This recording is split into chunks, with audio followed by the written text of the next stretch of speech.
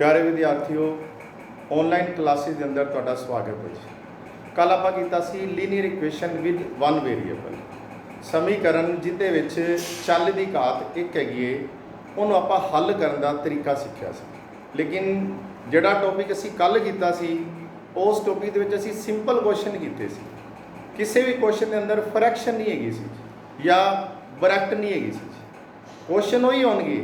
अज उन्हां क्वेश्चन के अंदर फ्रैक्शन भी दी होएगी, उन्होंने क्वेश्चनों के अंदर ब्रैकटा भी लगिया होंगे। तो उन्होंने क्वेश्चनों को पहले सिंपलैसट फॉर्म के कन्वर्ट करना है, उस तो बाद सारा टॉपिक कल वाला रिपीट हो गया। फ्रैक्शन रिमूव करनी है, बटे को खत्म करना है, जो ब्रैकट लगी है तो ब्रैकट को खत्म करना है, सिंपलैसट फॉर्म के छोटे रूप के तैयार करके फिर उस इक्वेशन को जो असी कल मैथड किया फिर उनके तरह के नाल सोल्व करना है। तो हुण मैं कुछ क्वेश्चन जिन्हों के फ्रैक्शन हैगी पहले वो करावांगा, फिर कुछ क्वेश्चन जिन्होंने ब्रैकट लगी है फिर वो करावांगा। तो सब तो पहले एक्सरसाइज 2.5 अभ्यास number 2.5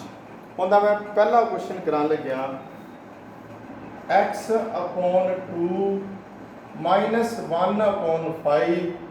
is equal to x/3 +1/4। हुण इन्हां सारिਆਂ ਦੇ ਵਿੱਚ फ्रैक्शन हैगी है, बटा लग्या तुसीं नोट किया। तो तुसीं की करना है, ये होंदा अंश, ये होंदा हर। इंग्लिश में बोलते हैं न्यूमरेटर, ये हो गया डिनोमीनेटर। सारिਆਂ ਦੇ डिनोमीनेटर चक लैने।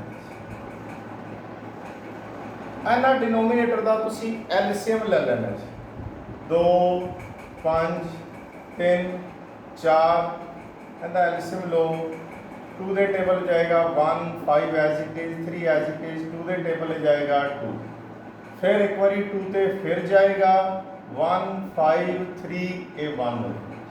इस तो बाद नैक्सट 2 खत्म हो गया। हुण 3 का टेबल 1 5 एज इट इज, 3 के टेबल चले जाएगा 1, 3 तो बाद नैक्सट 4 भी नहीं है, हुण है 5 1 5 के टेबल गया 1, सारे 1 बन गए। तो इन्हों सारिया मल्टीप्लाई कर दो, ये बन गया एलसीएम 2 × 2 × 2 सॉरी 3 × 5। तो यह बन गया 2 दूनी 4 की 12 12 5 60। तो 60 तुहाडा की आ गया, 60 तुहाडा की आ गया एलसीएम। हुण तुसीं करना की है, इस एलसीएम नूं क्यों निकालिया? ये एलसीएम निकालिया सी सारिया फ्रैक्शनस नूं, सारे बटियां नूं, सारे दे हर नूं रिमूव करने के लिए निकालिया सी। तुसीं की करना है multiplying both side by LCM जिहड़ा सी उनकी वैल्यू लिख देनी है 60 to each term of the equation. समीकरण के दोनों पासे हरेक पद नूं, 4 पद ने, 4 टर्म ने, 1 term 2 term 3 term 4 term, 4 term नूं तुसीं 60 दे नाल गुना कर देना। तो मैं एक बार लिखवाया, हरेक क्वेश्चन में चीज़ नहीं लिखवावांगा, हुणे ही तुसीं नोट कर लो। Multiplying both side by 60 to each term of the equation. इस इक्वेशन की हरेक टर्म नूं तुसीं 60 नाल गुना करनी है। पंजाबी च लिख सकते जो समीकरण के दोनों पासे 60 नाल हरेक पद नूं, हरेक टर्म नूं गुना करन दे नाल। तो ये आ जाएगा साडे कोल, पहली टर्म नूं 60 नाल गुना करो, दूसरी टर्म नूं भी 60 नाल गुना करो, तीसरी टर्म नूं भी 60 नाल गुना करो, चौथी टर्म नूं भी 60 नाल गुना करो। यह आ गया 30, यह आ गया 20। एक कैंसल होंगे ही होंगे, फ्रैक्शन कदे भी नहीं बनेगी, पूरे पूरे कट्टे जाएंगे। ये 30 × x से बन गया 30x माइनस ये सिर्फ 20 रह गया, 20 × 1 20 is equal to 20 × x 20x plus 15 × 1 50। ये सारा क्वेश्चन कल वाला रिपीट हो गया, सारा क्वेश्चन कल वाला। सिंपलेस्ट फॉर्म आ गई, इन्हू इधर शिफ्ट करो 30x माइनस 20x, 15 उधर पे कॉन्स्टेंट राइट साइड से ले लेने, 20 उधर ले जाओ, माइनस का 20 है हंसता हो जाएगा, x कॉमन लो, 30 माइनस 20 तो क्या 35, 30 माइनस 20 10 आ गया, 35 x इज इक्वल टू 35 10 इधर मल्टीप्लाई हो रहा डिवाइड हो जाएगा दोनों 5 के टेबल ने 5 दूनी 10 5 7 35 तो x कितना आ गया 7/2 this is the solution of the given equation x बराबर 7/2 ਦਿੱਤੀ ਹੋਈ ਸਮੀਕਰਨ ਦਾ ਹੱਲ ਹੈ क्वेश्चन कंप्लीट ਅੱਜ ਤੁਸੀਂ ਵੈਰੀਫਿਕੇਸ਼ਨ ਨਹੀਂ ਕਰਨੀ ਚੈੱਕ ਨਹੀਂ ਕਰਨਾ ਇਹਨੂੰ ਦਿੱਤੀ ਸਮੀਕਰਨ ਫਿਲ ਨਹੀਂ ਕਰਨਾ ਫਿਲ ਕਰਕੇ ਚੈੱਕ ਨਹੀਂ ਕਰਨਾ ਵੀ ਖੱਬਾ ਪਾਸਾ ਸੱਜੇ ਪਾਸੇ ਦੇ ਲੈਫਟ ਸਾਈਡ ਰਾਈਟ ਸਾਈਡ ਦੇ ਇਕੁਅਲ ਆ ਰਹੀ ਹੈ ਕਿ ਨਹੀਂ ਆ ਰਹੀ ਸਿਰਫ ਸੋਲਵ ਕਰਨਾ ਲੇਕਿਨ क्वेश्चन ਜਿਹੜੇ ਨੇ ਥੋੜੇ ਜਿਹੇ ਟਿਪੀਕਲ ਨੇ ਸੋਲਵ ਕਰਨ ਵਾਸਤੇ ਜਿਵੇਂ ਫਰੈਕਸ਼ਨਸ ਰਿਮੂਵ ਕਰਨੀਆਂ ਕ੍ਰੋਸ ਮਲਟੀਪਲਾਈ ਕਰਨਾ ਬ੍ਰੈਕਟ ਰਿਮੂਵ ਕਰਨੀਆਂ सिर्फ स्टैंडर्ड आई है क्वेश्चन सारे सिंपल है सेकंड क्वेश्चन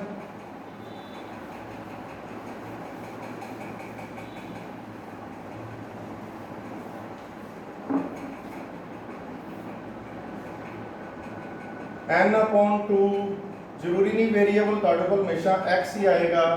वेरिएबल ਤੁਹਾਡੇ ਕੋਲ n भी हो सकता है y भी हो सकता है t भी हो सकता है कोई भी अल्फाबेट हो सकता है ਤਾਂ ਦੇ ਵਿੱਚ ਤੁਹਾਡੇ ਕੋਲ 4 ਟਰਮਸ ਨੇ ਟੋਟਲ ਤਿੰਨ ਵਿੱਚ ਫਰੈਕਸ਼ਨ ਹੈ ਤਿੰਨ ਵਿੱਚ ਬਟਾ ਹੈਗਾ ਚੌਥੀ ਵਿੱਚ ਨਹੀਂ ਹੈਗਾ ਡਿਵਾਈਡਡ ਬਾਈ 1 ਲਿਖ ਕਿਸੇ ਵੀ ਨੰਬਰ ਨੂੰ ਬਟਾ 1 ਕਰਕੇ ਜਦੋਂ ਮਰਜ਼ੀ ਫਰੈਕਸ਼ਨ ਦੇ ਵਿੱਚ ਕਨਵਰਟ ਕੀਤਾ ਜਾ ਸਕਦਾ ਤਾਂ ਸਾਡੇ ਕੋਲ 2 4 6 1 ਦਾ ਐਲਸੀਐਮ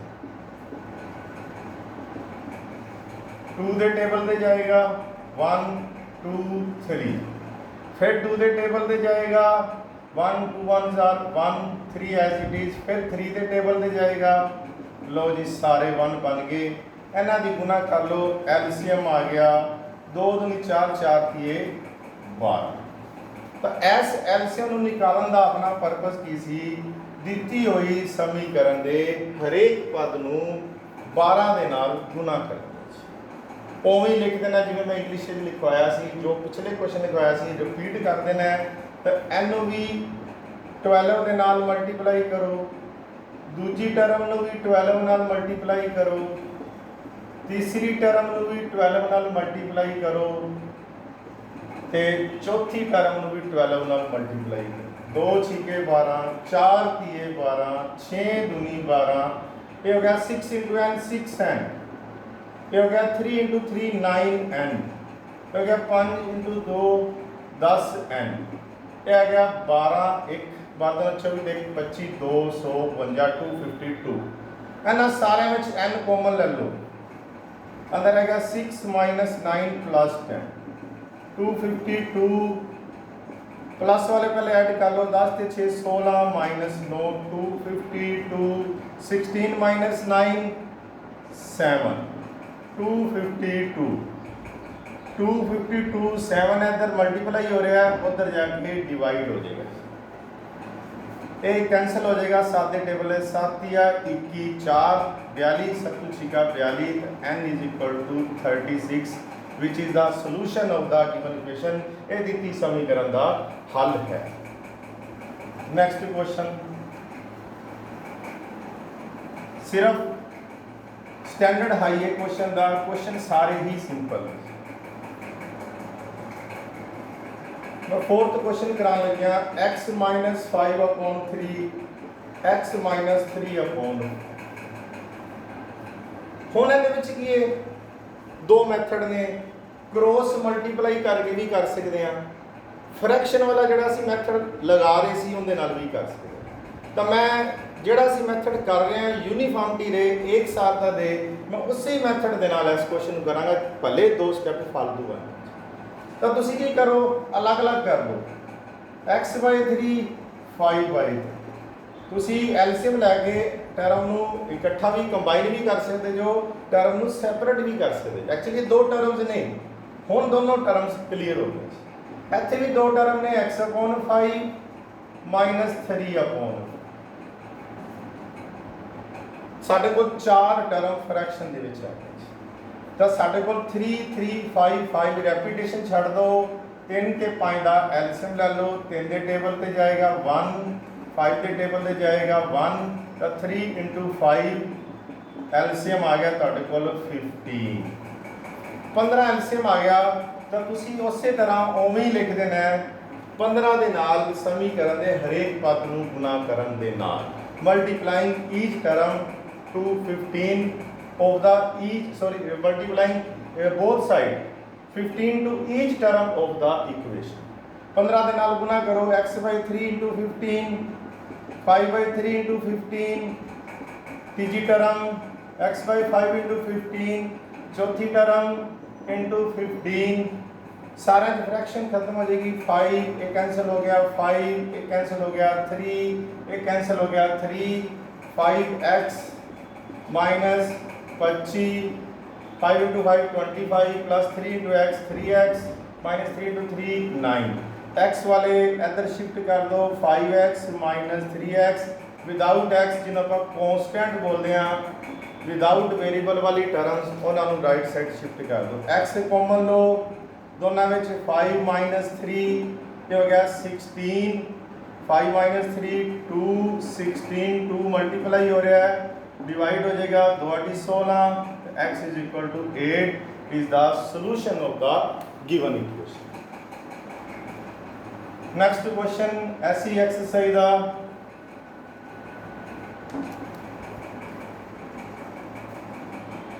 ਹੁਣ ਮੈਂ क्वेश्चन ਛੱਡਣ ਲੱਗਿਆ 7th क्वेश्चन ਕਰਾਂਗੇ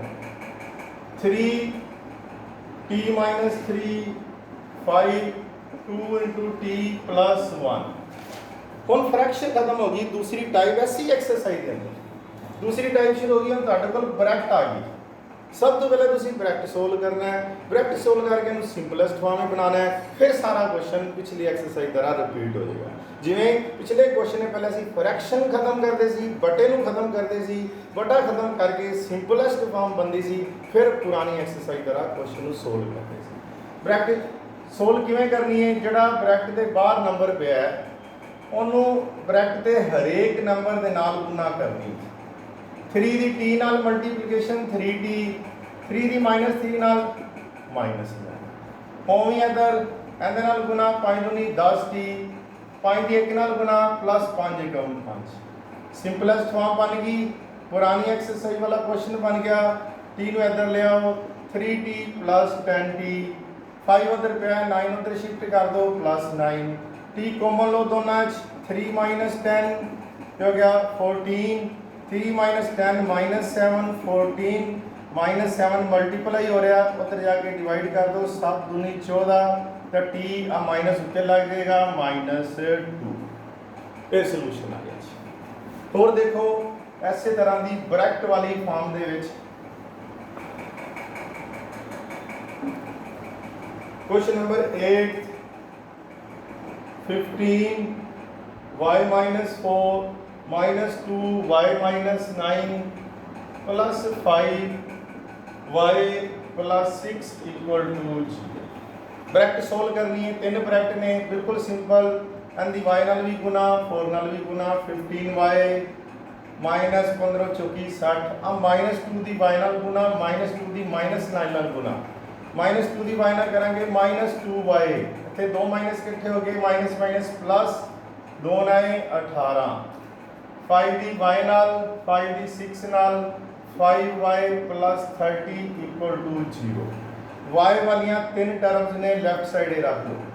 ਕੰਬਾਈਨ ਕਰ ਦਿਓ ਇਹਨਾਂ ਨੂੰ -2y plus 5y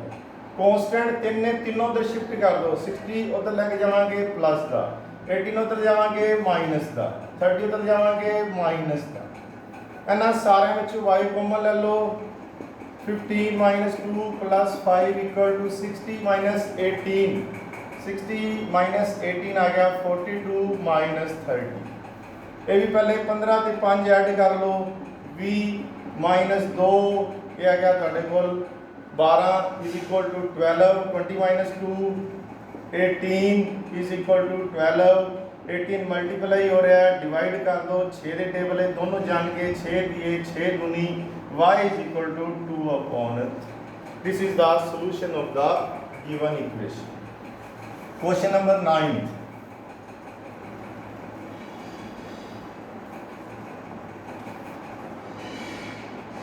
3 5z minus 7 minus 2 9z minus 11 is equal to 4 8z minus 13 minus 17 तीन ब्रैकेट ने तिना ही सोल्व करो उस ही तरीके दे नाल 3 दी 5z नाल 3 दी माइनस 7 नाल 15z माइनस 21 माइनस 2 दी माइनस 9 नाल माइनस 2 दी माइनस 11 माइनस 9 ना करेंगे 2 ना 18z माइनस माइनस प्लस 2 11 दुना 22 is equal 4 into 8 32z 4 into minus 13 52 minus 10 simple multiplication Z वाले साइड पे शिफ्ट कर दो आ दो टर्म्स पहले ही लेफ्ट साइड च पईयां ने आ एक टर्म अदर सी राइट साइड दी नु अंदर शिफ्ट कर दो ट्रांसपोज करांगे तो साइन चेंज हो जाएगा 32z माइनस का 32 दो कांस्टेंट ऑलरेडी राइट साइड दे पए ने आ दो कांस्टेंट उधर शिफ्ट करांगे प्लस दा 21 बाई उधर जाके की हो जाएगा माइनस दा 22 सारे में z कॉमन लो 15 माइनस 18 माइनस 32 माइनस वाले पहले ऐड कर लो माइनस 52 माइनस 17 माइनस 22 ये तीनों ऐड हो जाएंगे पर साइन माइनस का लगेगा कराया है तो 2 7 9 तो 2 11 1 तो 5 6 तो 1 7 तो 2 9 माइनस 91 प्लस 21 क्या है जी जेड आ दोनों माइनस वाले ऐड कर दो माइनस का 50 हो जाएगा करने ऐड ने साइन माइनस का लगना है 2 माइनस के नंबर ऑन 3 माइनस के नंबर ऑन 4 माइनस के नंबर ऑन करना सारा जोड़े लेकिन साइन माइनस का लगेगा is equal to 91 plus 21 minus का 91 करनी सब्ट्रैक्शन ही है लेकिन साइन माइनस का लगेगा क्योंकि माइनस वाली टर्म अपने को 91 लगेगी ये आ गया माइनस का 70 ये आ गया माइनस 35 माइनस 70 माइनस 70 माइनस 35 गुना हो रहा सी भाग हो जाएगा माइनस ना माइनस गया 35 गुना 70 z is equal to 2 which is the solution of the given equation तो ये साडे कोल एक्सरसाइज दे विच टोटल 10 क्वेश्चन सी मैं तुहानू 9 कराते एक क्वेश्चन पिछे भी छड्या एक क्वेश्चन लास्ट वाला भी छड्या 2 क्वेश्चन तुहाडे लई छड्डे ने तो बड़ी सिंपल एक्सरसाइज है एंड तुसीं करो फिर भी तुहानू कोई क्वेश्चन समझ ना आए तुसीं मेरे नाल जदों मर्जी कॉन्टैक्ट करो तो इस तो बाद कल आप थोड़े जे टिपिकल क्वेश्चन करांगे जिहदे स्टेटमेंट वाले भी क्वेश्चन होंगे तो इन्हां सारियां इक्वेशनस नूं स्टेटमेंट दे राही बनाना कोई स्टेटमेंट दी हैगी उहदे तो आप इक्वेशन बनावांगे फिर सोल्व करांगे मतलब ये साडा बेसिक है जे तुहानू बेसिक नहीं आएगा स्टेटमेंट वाले क्वेश्चन भी नहीं आएंगे तुहानू बड़ी अच्छी तरह करना है ना समझ आए मैंने कॉन्टैक्ट जरूर करना है एक दूसरे को नहीं पूछना क्योंकि हो सकता स्टूडेंट तुहानू गलत दस दे जो भी चीज़ पूछनी है मेरे को पूछनी बहुत बहुत धन्यवाद।